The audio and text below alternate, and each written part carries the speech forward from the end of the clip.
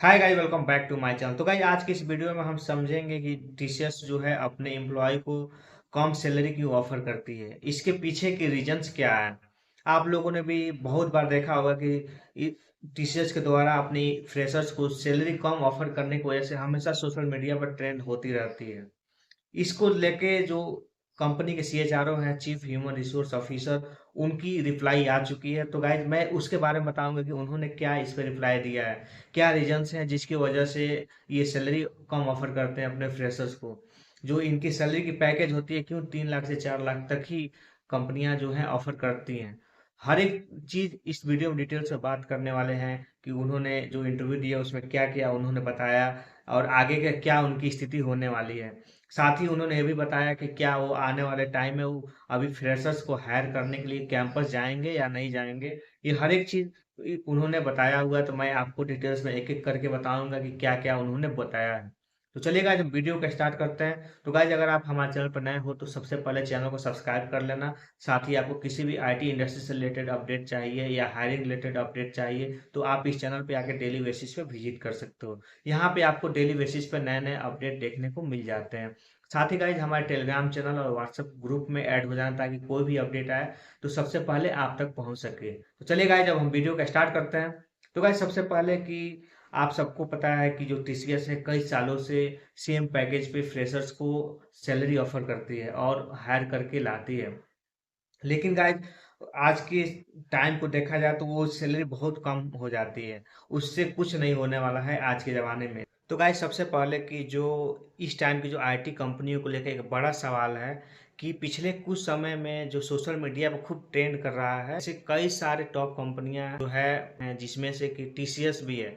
TCS की जो market capitalisation के लिहाज से भारत की दूसरी सबसे बड़ी कंपनी है। लेकिन गाइज, अगर हम बात करें कि टीसीएस जो है पिछले कई साल से करियर शुरू कर रहे युवाओं के लिए वो 3 से 4 लाख रुपए का ही पैकेज क्यों ऑफर करती है। ये सबसे बड़ी सवाल है जिसके बारे में मैं आपके साथ डिटेल्स में बात करूंगा। खास करके आप लोगों ने भी सुना होगा कि एक ऐसे टाइम में जब आईटी सेक्टर में नौकरियों की डिमांड में बहुत ज़्यादा बढ़ोतरी हो चुकी है।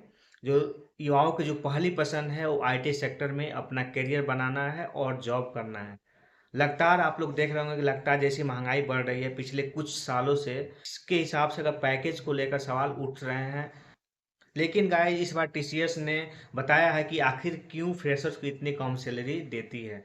तो गाइस, आप सबको पता है कि जो कंपनी के सीएचआरओ हैं, जो चीफ ह्यूमन रिसोर्स ऑफिसर हैं, उन्होंने इसके बारे में डिटेल्स में बताया है। और उन्होंने कहा कि हम टैलेंट के आधार पर यह ऑफर करते हैं और साथ ही प्रोत्साहित भी करते हैं लोग उनके पास अलग अलग स्तर के टैलेंट के साथ आए। उन्होंने यह भी कहा कि अगर फ्रेशर्स या मौजूदा कर्मचारी अपनी स्किल को अपग्रेड करते हैं तो वो सैलरी को भी दोगुना कर सकते हैं।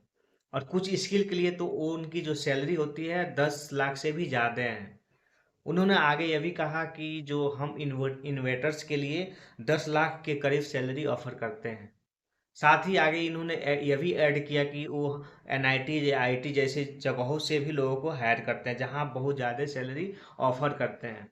मौजूदा समय में अगर देखा जाए तो गाइज, फ्रेशर्स के लिए जो शुरुआती सैलरी को लेकर पूछे गए सवाल को उन्होंने अलग अलग तरीके का रिप्लाई दिया। और उन्होंने आगे बताया कि उनका मानना है कि एक बार कंपनी के साथ जुड़ने के साथ फ्रेशर्स को अगर आगे का रास्ता सही चूज करना है तो अगर सही से समझ में आ जाएगा तो उनके रास्ता चुनने के बाद उनकी सैलरी दुगुनी भी कर सकते हैं।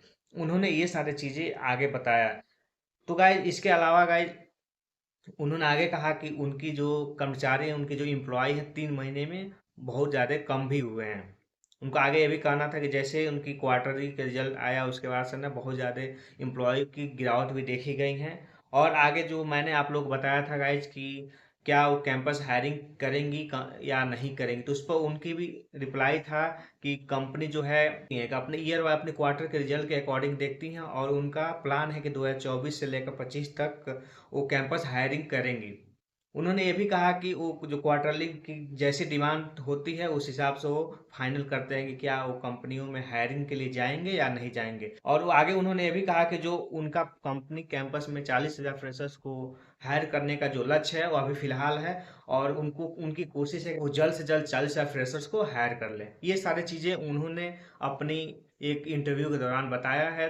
क्यों ये सैलरी कम देते हैं, क्या रीजंस है, ये आप लोगों को मैंने बताने की कोशिश किया। अगर गाइज आपको कोई भी क्वेश्चंस हो या आपको कोई भी डाउट हो तो आप डायरेक्ट कमेंट बॉक्स में पूछ सकते हो। चलिए गाइज, फिर मिलते हैं आपसे अगले वीडियो में, तब तक के लिए जय हिंद, बाय।